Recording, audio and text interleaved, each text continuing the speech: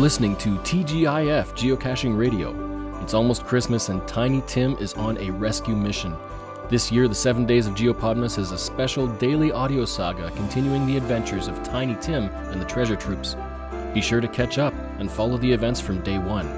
Geopodmas Day 7 begins now. Tiny Tim had a whole lot of time to think, to pore over all that he'd seen, all that he'd been shown. He felt helpless, being unable to control the Linekeeper hat. He'd found his mentor, Sir Maximus, but was unable to reach him. He felt lost. The black lines in this dimension kept speeding past him like spiderweb strands, leading every which way, up and down and left and right, curving this way and that, fading into the distant white. What Tim still had problem believing was that Sir Maximus had willingly removed his hat and placed it on the store on a hook, the one that the human had found in 2020, used to travel wildly, and Tim had come to return with to headquarters after the human showed difficulty managing its power. And then it even looked like Sir Maximus had seen Tiny Tim himself, knowing that he'd seen what he'd done. If Max saw Tim, he would have seen him with his Linekeeper hat on his head and his own hat in his scarf. How much did Max know? The hat was left for the human in 2020. Did he know Tiny Tim would rescue him days later at that remote location and return with the hat? Max then noticed a black dot before him. Another one like the one which engulfed him before and showed him the store. He sensed what was coming.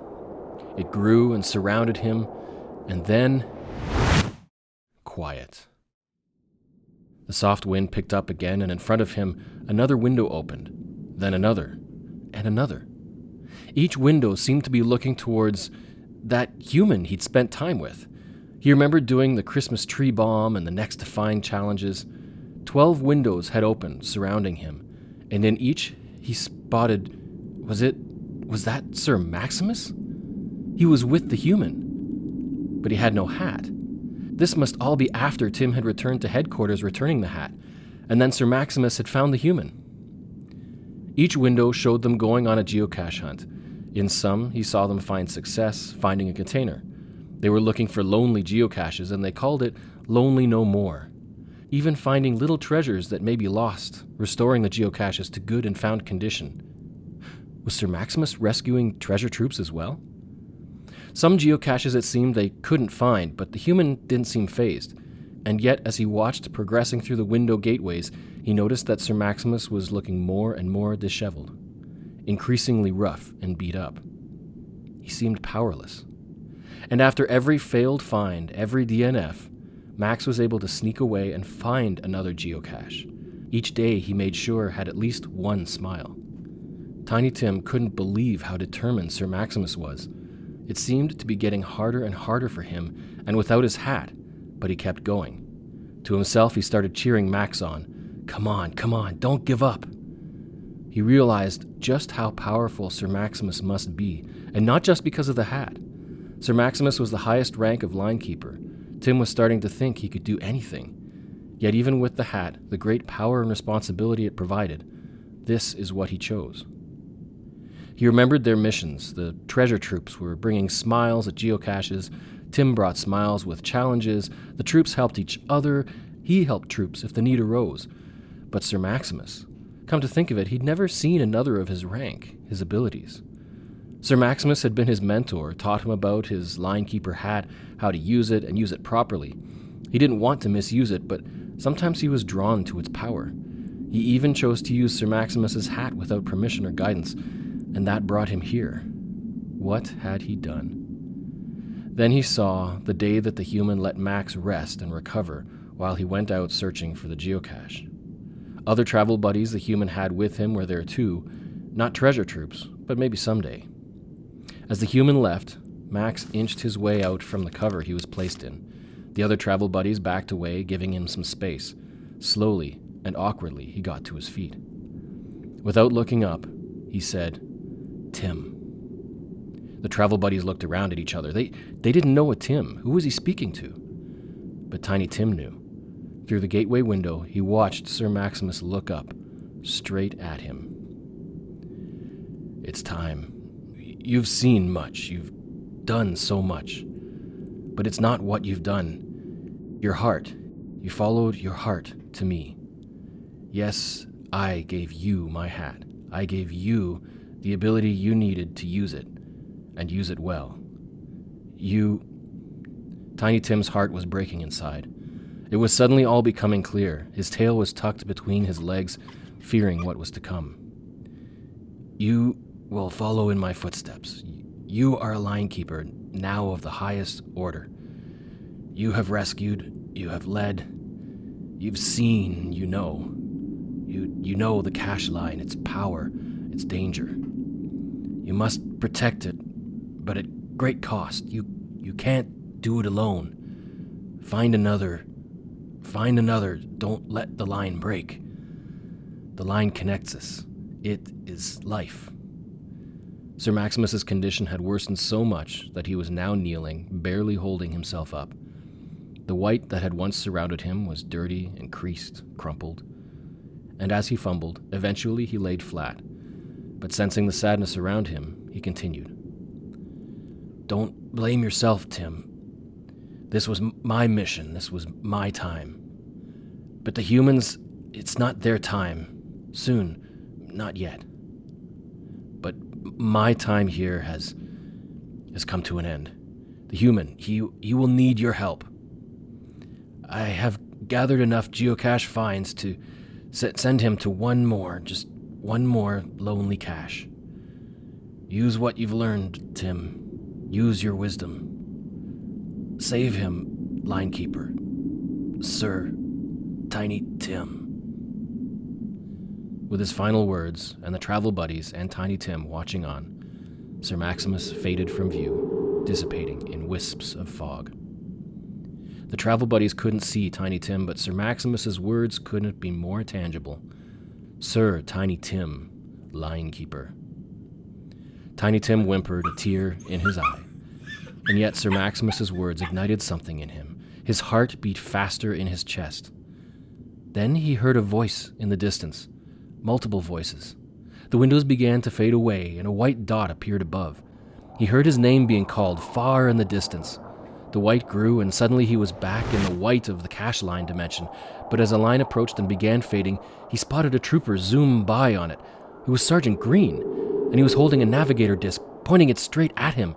Green couldn't stop, but he tossed the disc. It missed Tiny Tim, but seemed to whip around and was intercepted on another line approaching. Along this one was zipping another trooper who managed to snag the disc, its glowing arrow still pointing towards Tim. Still too far, though. He saw the disc tossed again. It whipped around like a frisbee and landed on another line, whishing by. It was snatched up by Freddy as he zipped by. Again and again they tried tossing the navigator disc, which curved round and flew by. It was caught by Marbles, who tried, and by Nicky, who also tried, and other troopers, but they couldn't seem to get it close enough for Tim to catch. And then he spotted Lily. She was riding the wave, zipping along a line like a pro. Her line was approaching, and as she flew along it, she intercepted the nav disc. She twisted and contorted a bit, and Tim noticed the line shift slightly. He spotted a couple of long blocks attached to her feet. She built skis to use on the line. She used the skis to control her angle and give her a better aim. She knew the disc wanted to be caught by Tim. She had given it a little bit of a guidance upgrade so it would be attracted to its target like a magnet. With more control as she zipped by on her line, she yelled, "Tim! Catch!" She whipped the disc like a frisbee, and Tim watched it as it curved. This time, not so far away. It started curving towards him. He was panting in concentration, and as if by instinct he leapt, even without ground, and with his jaw wide he chomped down on the disc as it landed in his mouth. Now Lily had made one other adjustment to the disc. This disc wasn't intended to also restock a geocache. This disc was intended to rescue its holder. As Tim chomped down on the disc, he pressed its button, and within seconds a swirling wind surrounded Tiny Tim, and then he poofed away. Tiny Tim landed and rolled, popping out of a portal. The portal back at headquarters he and Lily had first used to get a navigator disc that would guide him to Sir Maximus. Tiny Tim was covered in construction tape as he sat back on his hiney, with bits of tape still hanging off the portal ring he'd just burst through. As he turned and looked around, there were crowds of silent treasure troops watching in awe. Suddenly, they erupted in cheering and jubilation.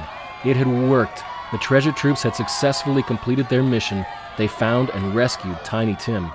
He heard a few more whooshes as other portals returned troops, and among them, Sergeant Green, Freddy, Nicky, and Marbles, and Lily. They ran over to Tiny Tim, and without saying a word, they were suddenly in one massive group hug. Eventually, the cheering subsided, and with Tiny Tim's tail wagging up a storm, he slowly regained his composure. I don't know what to say. Thank you, everyone, for coming to get me. My mission was a success because of you. Our mission. It wasn't the success I expected, but it was the success it was meant to be. But my mission isn't over. I still have one more thing to do. There's always one more thing, isn't there? Together they all chuckled, and they gave Tiny Tim some room. I'll be back, he winked, and then poofed away. Tim realized his purpose. Sir Maximus had all this planned from the beginning. The hat, the human, his missions. He knew Tiny Tim would come to carry and wear his hat, and Max was still carrying out his mission right to the end. But Sir Maximus's power wasn't limited to his hat. As he collected geocache finds, he was boosting power on one more cache line, and then when he could have rescued himself, finding his way back to headquarters, he sent the human to one more lonely geocache, leaving the final mission to the one who would step up and continue his role of linekeeper. All those places Tiny Tim was taken to throughout history were people seeming to do the impossible, breaking free from limitations, inspiring others to strive, to grow, to be better, ultimately to sacrifice, considering others as more valuable. Throughout his adventures, Tiny Tim had seen and done these things. He'd inspired others to do the same. Sir Maximus saw this and knew that it was time. His sacrifice paved the way for Sir Tiny Tim. Christmas 2021. Tim appeared, dropping onto his old linekeeper hat, which he'd set under him because, hey, there was an inch of snow and it was cold. Ahead of him sat a vehicle which had also suddenly appeared as Tim had teleported it with him. Its plate read ICACHE, iCache, and a sticker on the window showed its name, Deja, the human's geomobile. Inside were all the humans' travel buddies, slightly dazed at the unexpected transit. Moments later, another and the vehicle wobbled a bit. Sir Tiny Tim had rescued and transported the human back to the vehicle after he had found and signed the last lonely geocache to which Sir Maximus had sent him, and meeting again all his travel buddies. And with that, Sir Tiny Tim's mission was complete. He still wore Sir Maximus's hat, now his own, and so officially wielded its great power. But the powers Sir Maximus had, without his hat, were still a mystery to Tim. Even so, he still had his old hat, and he remembered what Sir Maximus had said. He couldn't protect and keep the line alone. He needed to find another. He needed to find someone to fill his shoes, someone he could mentor. With his task here complete, Sir Tiny Tim whooshed away back to headquarters, right now.